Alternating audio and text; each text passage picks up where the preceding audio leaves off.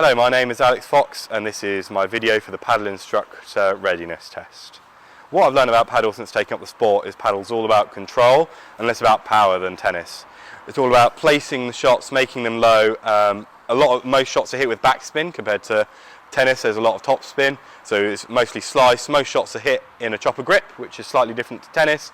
And I think the serve is less of a weapon, it's more of a placement strategy, and it is used to serve and then come into the net. In Padel, most of the points are won at the net, so it's all about getting to the net as quickly as you can, such as serve and volley. When you've done a lob, you come in. Any time when your opponent's under pressure, you try and come to the net to finish off the point.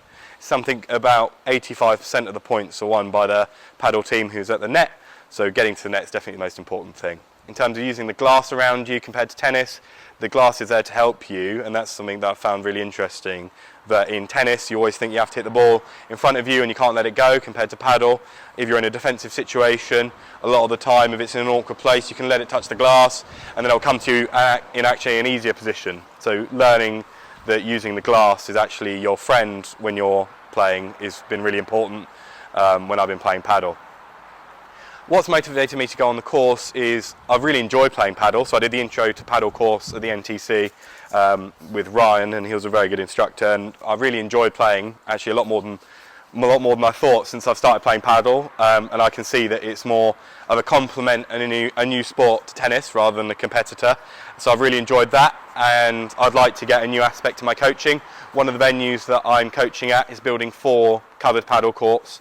So I'd absolutely love to get involved there, sort of spreading the love of the game and building Padel up.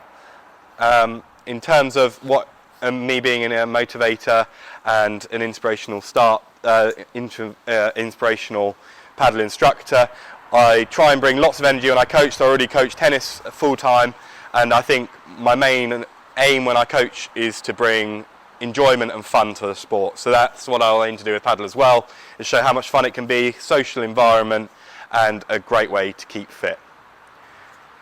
I hope you enjoy watching the rest of the videos, which will demonstrate the tasks.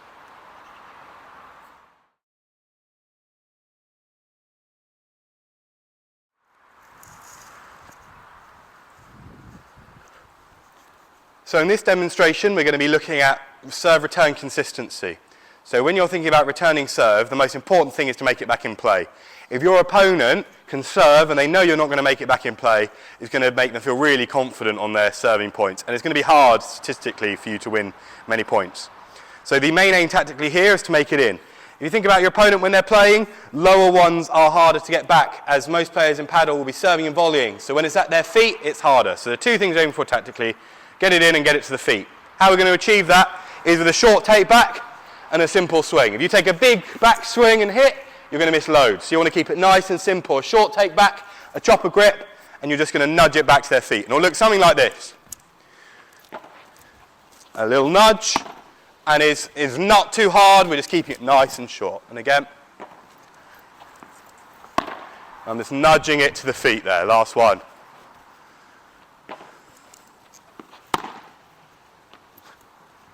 And that means it stays at their feet and it makes it really difficult. Does anyone have any questions in relation to return consistency?